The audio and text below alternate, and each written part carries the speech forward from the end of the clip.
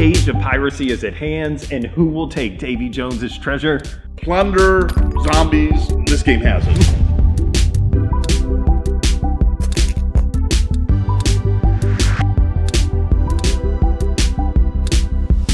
So here we go, Rum Bones. So cool mini or not, right? So this Yep. is? Okay. Cool mini or not. So what do we know about cool mini or not? We know that you always get some cool miniatures, right? So let me just say that we played this game at Gen Con 2014. I think so, yeah. Or 15. 2015, that's it. Yeah. Mm-hmm. Yeah, and my cousin bought anything and everything he could with this. Everything. And we played it that night. We were so exhausted we could not remember how the game played. And then recently we bought it again. So anyway, the game comes with plethora. Is that how you say it? Plethora of miniatures. As you can see, you get tons of miniatures. Basically, there's three types of miniatures that you have for your pirates. And then you have all your different captains, basically. Mm-hmm. They're captains or like leaders or whatever. Uh-huh. And then you have the cards, which are well made. I mean, they're just they seem like they're going to hold up just fine. Mm-hmm. They got great. One thing in the artwork on this is just fantastic. Mm-hmm. It really pulls you in with that theme. Giant board. It's awesome.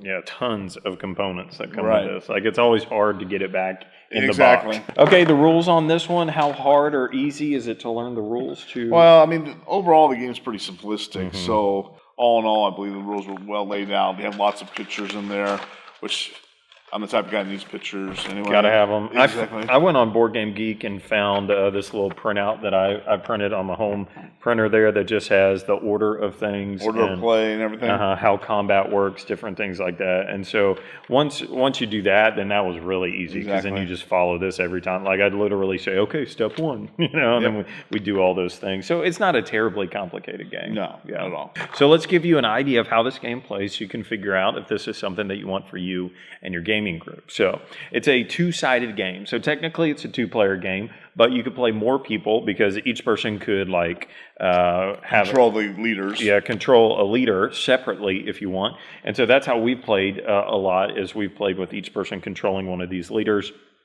And then each side would talk through what they want to do. So this is like this pays homage to these old video games where you would be sending these guys down these lines. I forget what it's called, but basically it's like you're just sending hordes of people down these straight lanes, basically, of fighting, and that's how it works. So you have these spawn points on each side of the game that are going to spawn these deckhands and these different dudes that are on the game. And then they're going to be trying to cross over. You've got two separate pirate ships here, right? And they're trying to cross over to the other side, and then you have points that you're trying to destroy. So it might be the gun at the front, it might be in the middle of the ship, and so once you destroy at least three of those ships, or three of those spots on the ship, then you win the game, right? Exactly. And so each person takes a turn being able to move their guys, move their leaders, and then the other half moves their guys and moves their leaders. Right. And so every time that they are next to somebody, they can attack them.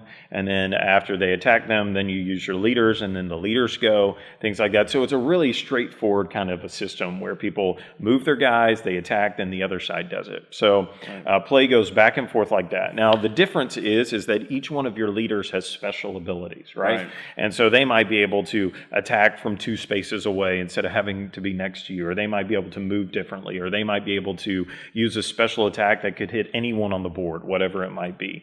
And so in order to use the special abilities on these cards, you have to have money. And so you get money by killing people off the boat. So if your leader kills these two guys, and he's going to get 2 money to do that, and then he gets money on his card, you use that money then to do special abilities. If you ever kill an opponent's leader, then you get all of the money that's on their card, right? And so that could be an influx of money. I do believe there's a limit to the amount of money that you can have. And then there's five leaders per side. Mm-hmm. So what you'll have is 2 leaders at a time. Most of the time will be off the board. They'll be collecting money while the other ones are out there actually doing the fighting, and then you're swapping them out and so on. Yeah, so that's kind of a cool mechanic where you can only use 3 of them. Right. They're building up money, all that kind of, yeah, you just said that. That's and when it comes to the pirates, you got 3 different levels of pirates, and so With those pirates, the first guy's just your normal lackey, the second guy's a little stronger, the third guy's a little stronger than that. Deckhands, bosuns, and heroes. Right. So when you're playing it, the thing you got to remember is that first of all, it's like think of Zombicide, those type of games. Pieces are going everywhere. So I mean, you're killing 5 of these guys that are coming off the board, and then 5 more are going to come back on spawn, and so on. So it's going back very, very fast. And then when they're doing the game, the one thing that's and we haven't got a discussion if we like or dislike, but one of the things that tend to happen was a guy who went first, all of a sudden, he's over here, and then slowly we're fighting back, and then all of a sudden he gets initiative, and it's back and forth, and it just seems like the guy going first has a big initiative, has a big advantage. Well, and there's always the pile up of the pieces, like what you said, because if all these guys get off, then the next round there could be all these new guys that move up, and so literally you might have like a pile of dudes that you can't even fit in the space. There's so many of these guys that are moving up and doing different things. And during your turn, there's certain things that go on, like for instance, the Kraken can come out, that type of thing. And we blew it actually because we had a chance to wipe out we could have probably won the game with one of the moves, and we misread our card. The Sea Dragon, yeah. And we didn't realize that we had to do it at the end of our turn. The end of our turn. End of our turn, then it went to their turn. And something like that. And it wasn't good anyway. Yeah. So this is definitely a wipe them out, start over game, so you're going to be killing a whole lot and they keep coming back, that kind of a feel to this one. Right. And with this one, it just, one of the things that, like I said, that I'm not a big fan of is the fact that it just seems like the guy who got first initiative, and every time I played it, I always tend to be the guy who doesn't get the initiative. We're fighting to get the area back that we just lost. So they make a bold rush, so they basically take over the landing part of it. And then we'll fight back a little bit. Push them back. And then it seems like we're just going back and forth in the same spot for a long time, for hours. Combat in the game is really simple. Your card will just tell you basically how many dice you're going to roll. And so you could roll 3 dice and you need to hit on a certain number. So you need to have 3 or more. So like on this one, I would have hit on 2 of these dice. And then that's how many points that they take damage. And so the combat is really, really simple. It's not complicated at all. Okay, so at the end of our reviews, we like to do a simple 1-die rating. Should you buy it, play it, or hate it? So green means go buy this game and add it to your collection. White means maybe you wouldn't buy it, but you definitely play it. And then red means you wouldn't buy it and you wouldn't play it because you hate it. So let's get our die out there. And ta-da, 2 reds! That's amazing. But this is a miniatures game where you kill people and you roll dice. I know. How do you not like it? Oh, red. I cannot. Red. I can't give it enough reds. Here's the thing. The game has everything I want in the game. Right. Miniatures, great graphics, pirates. We have not found a good pirates Dead game pirates. Dead Pirates Roberts. With special abilities. Yeah, it's all it does, I'll tell you, the game goes to one location and you fight it out for hours in the same spot.